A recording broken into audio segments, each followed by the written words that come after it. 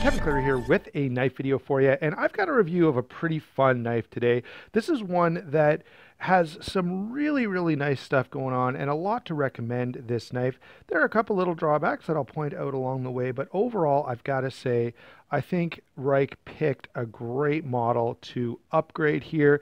This is the Ruike P121. I think it's the Hussar or the Hussar. This has been released previously in a G10 liner lock, but this one is a titanium frame lock with S35 VN steel. And I actually think that the aesthetics of this knife come together and just the lines flow much better in this particular variation of the knife. I really think the overall look of this is highly attractive. I have one little aesthetic complaint, but that's about it. We'll get to it in a couple of minutes. Before we get into that, this is a review that's been pretty anticipated because a number of people are already fans of the original, and now they want to know how Ruike has done translating this into a higher end folder. And let me just tell you, initially, if you just want to know, is it good or bad? It's good. Okay. Now there are a couple little things that I want to point out along the way, but we'll get to those in a second. Let's go with size and weight. First of all, this is a fairly large knife, but carries very lightly and very easily. So 8 7/16 overall, 3 5/8 on the blade length there, 4 3/4 handle, and a nice generous grip area here of 3 7/8 inches. So lots of room there. Moving through the actual knife itself, what have we got here? Well, up front, we have this really attractive upswept blade here. Swedge on the top, flat grind. Now, the only issue there's two issues I've got with this blade, okay? As an EDC blade, I think this is absolutely fine, but if you're the kind of person who does a lot of food prep or that kind of thing with your folder, this may not be for you because this distance right here is not huge, okay? And that means it's a fairly substantial wedge effect that you're going to experience as you're cutting stuff. Doesn't mean it won't cut, doesn't mean it's not a good cutter. It just means it's not going to be as efficient as some other options, okay? It's nice and thin behind the edge, so no complaint there. It does thicken up here at the tip. Notice how you can see the increase in size of the bevel there. That is indicating an increased edge thickness, okay? And so there's pluses and minuses there. That is going to strengthen the tip of the knife a little bit, and you'll actually see that on a lot of good knives, a little bit of extra thickness out by the tip, but it also means it's not going to be quite as penetrating. If you've ever done that thing, and I'm sure all of you have, where you kind of hold your knife like this and just use the tip to cut open a clamshell package or something, a tip that's a little more robust, well, it's stronger, and that's great, isn't going to do the job quite as nicely. The other complaint I have about this blade, and this is probably, this is not entirely a fair complaint, okay, so I'll grant that to Ruike knives right off the bat. The blade steel is fantastic, by the way, S35 VN, but I really wish this was a satin ground blade. I just feel like with the overall look of the knife, especially on the show side, we've got satin hardware here, and a satin blade would just tie it in so nicely. And the details on this blade are very attractive, and the bead blasting kind of hides the details. So I would have liked to see a satin finish here rather than the bead blasted. But that's a very minor thing, and I can't really, and probably some of you watching are like, Kevin, you gotta shut up about that. Bead blasting is awesome. You guys know I prefer satin blades over pretty well every other finish, just because I find they look nicer and they last longer and they're easier to repair if that ever becomes an issue.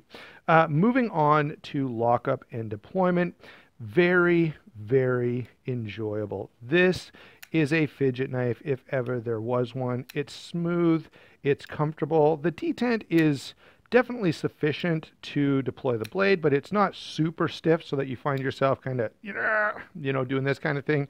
You push down on the flipper tab and the knife deploys every time. It is nice and smooth. It'll drop shut for you. They've done a really good job here. The other thing is, notice how they've given me a little extra room.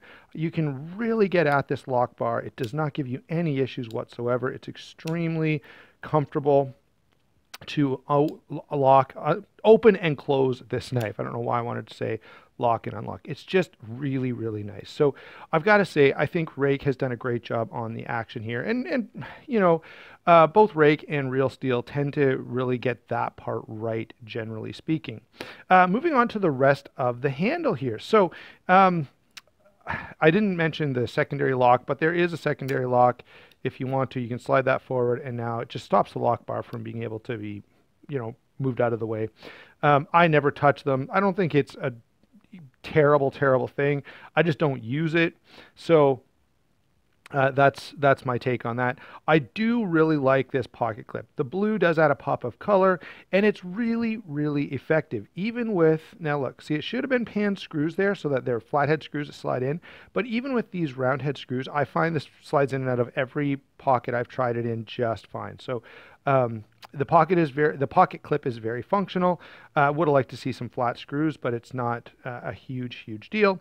And then we have very, very open construction. We've got a lanyard pin here, standoff here, and that's all that's going on. You can see there's no internal milling here, but the knife doesn't weigh a lot. So that's not really a big concern. So under construction, yeah, I like the way this is done. It's very simple. It's very straightforward.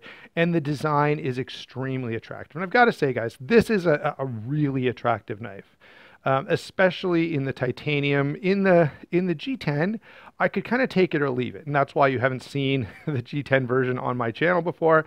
But when I saw this, I was really taken with it. It's a very, very attractive knife. And it carries really well. It feels good in hand.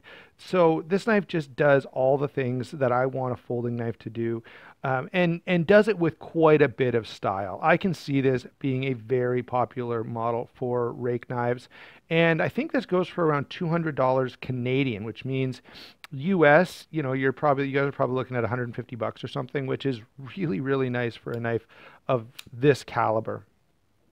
Okay, let's go ahead and get to some comparisons here. There are the obvious, well, the one I want to bring in is the other titanium model that I have. This is the 875. This, of course, is an original design. The other two designs they have, and I can't think of the other model number. If someone wants to knows it and wants to share it down below, that would be helpful.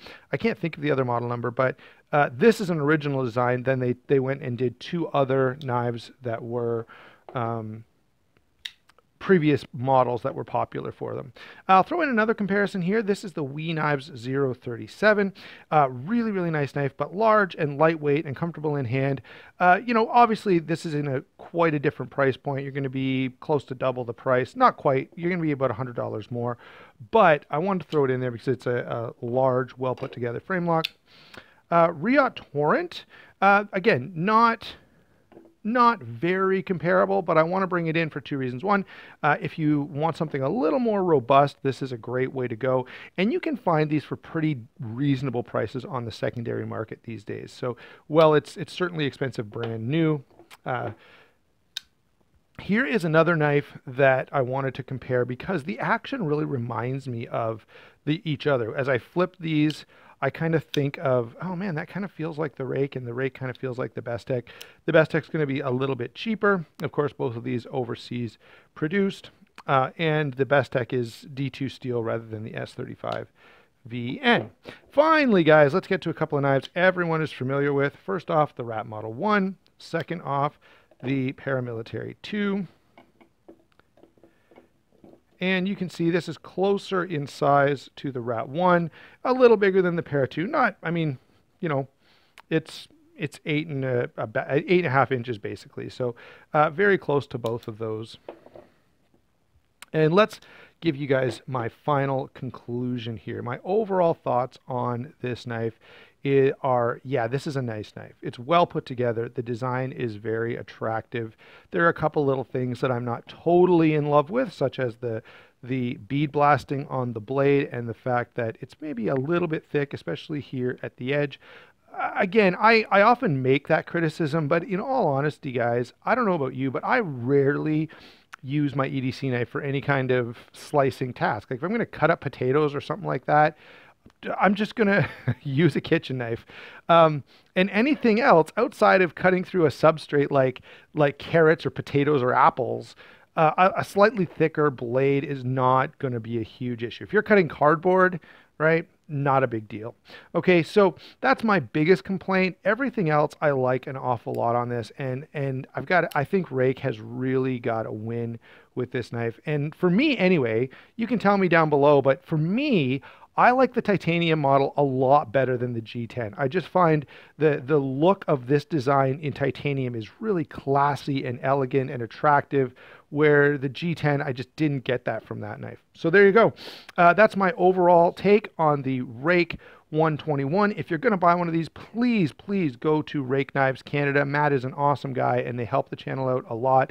And of course, because of that, I'm always happy to check out whatever they want to send me. Thank you again to Matt over at Rake Knives Canada for sending this for review. I've absolutely enjoyed it. Such a cool knife. Guys, thanks for watching. Don't forget to like and subscribe. Again, use that link to Rake Canada, and we will talk to you soon.